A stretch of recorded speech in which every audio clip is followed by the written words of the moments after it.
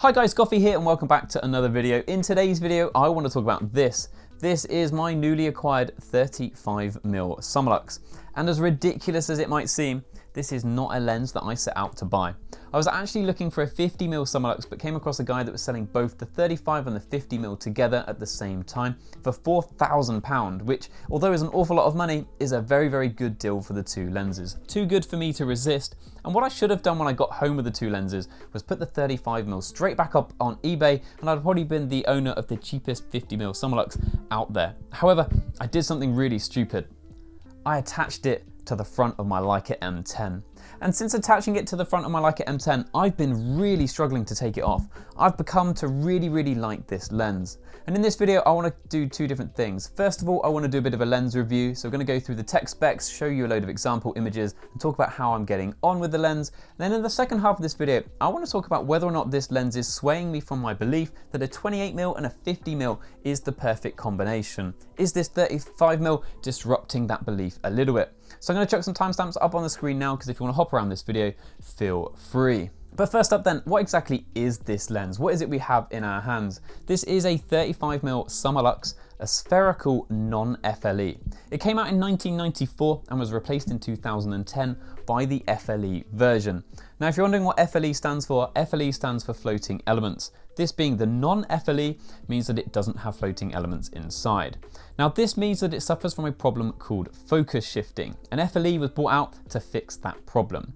But in short, I owned this lens for 6 weeks, and it was only in researching for this video did I find out that focus shifting was even a problem with it. So that probably goes to some extent to let you know that in practice, I never realized that it had a problem. Inside of the lens, we've got 9 elements in 5 groups, with the one aspherical element, hence the name. There was a really short limited run just before this lens that had 2 aspherical elements, and if you pick up one of those at a good price, you have struck gold, because them lenses sell for kind of 15 to 20k because of them being that really kind of limited run collector's pieces. The other thing that's a little bit odd about the optical design of this lens is both the front element and the rear element are concave. I don't think I've ever seen that on a lens before. The aperture ring of this lens is super clicky, like you'd hope it is. It's not as clicky as my 50mm Summilux, but it's definitely better than my 28mm Elmarit. The finger tab on the bottom offers the kind of resistance that you'd expect.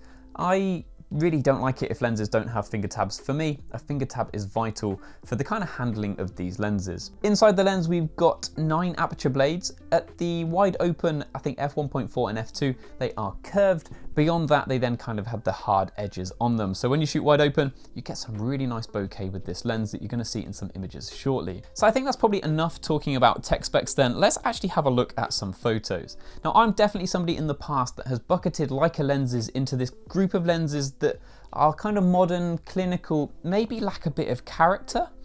But have a look at these images now. Do you think this lens lacks character? Because I definitely don't. I quite frequently find myself when using this lens looking at the back of my M10, looking at the LCD and thinking that looks better than real life. I find when you shoot this lens wide open at f1.4 and f2 that you get this kind of painterly look to your images that makes the image look better than real life. Now, some people are going to absolutely hate that because their intention is to capture real life. But for me, I absolutely love the fact that this is a Leica lens that has some character to it.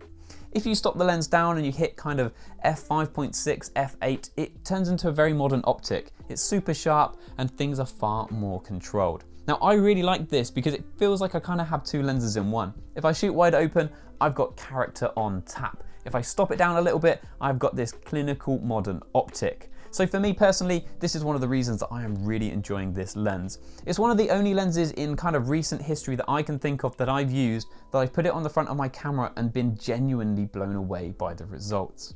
So all of this then recently got me thinking whether or not this 35mm could kind of disrupt my belief that a 28mm and a 50mm was all I ever wanted. Now, I think if I was to go for a one camera, one lens solution, the 35mm focal length is the one I would choose.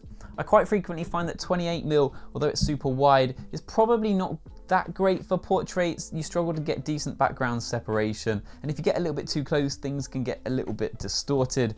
And for me personally, I find 50mm far too tight for general everyday photography. So if I was to pick a focal length, 35mm would be the one. And I think if you are going for a one camera, one lens solution, it should be a fast lens as well. So a 35mm Summilux definitely makes sense.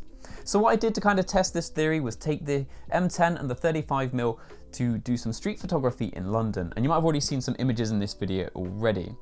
But I guess one thing to bear in mind is if you are going for a one camera, one lens solution is the fact that it is always going to be a compromise. Early on in the trip, there was an opportunity to get this reflection.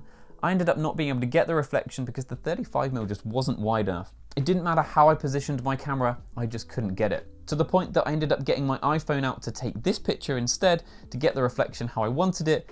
And it probably means I've ended up taking a better picture on my iPhone than I did with my thousands of pounds worth of camera gear. Later in the day, I also took a trip over to Borough Market. Borough Market is a really good place to get some kind of street portraits. Now for me, I thought 35mm would be absolutely fine for this. But it turns out I'm too much of a wimp, and 35mm means I need to get far too close to my subjects for my comfort. To the point that I actually found myself missing out so many photo opportunities that I did end up switching to the 50mm I had with me. I just couldn't bear the fact that I was missing opportunities right in front of my own eyes. Now none of this should really be news. Of course, a one camera, one lens solution is going to be a compromise by definition. You're only picking one thing, so you're going to miss certain photo opportunities. But something that I definitely forget at times as a Leica shooter is the fact that taking multiple lenses isn't much of a compromise in the first place.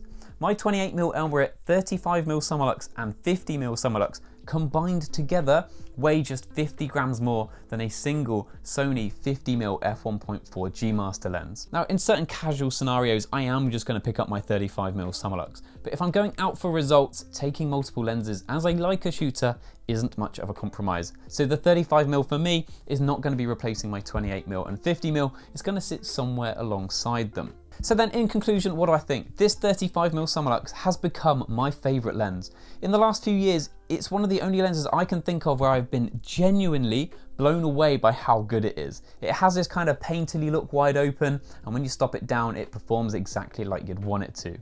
It is not going to replace my 28mm and 50mm lenses, it's going to sit somewhere alongside them. And it has become my favourite lens, but if I was to have to sell one of them, I would probably sell it because a 28mm and 50mm combined do cover more bases than maybe a 28-35 or a 35-50, if that makes sense. So even though it's my favorite lens, it would probably still be the first one to go. If you've enjoyed this video though guys, please do not forget to like and subscribe. And if you've got any questions about anything you've seen in today's video, then feel free to hit me up down in the comments. Thank you guys for watching, and I hope to see you in the next one. Cheers.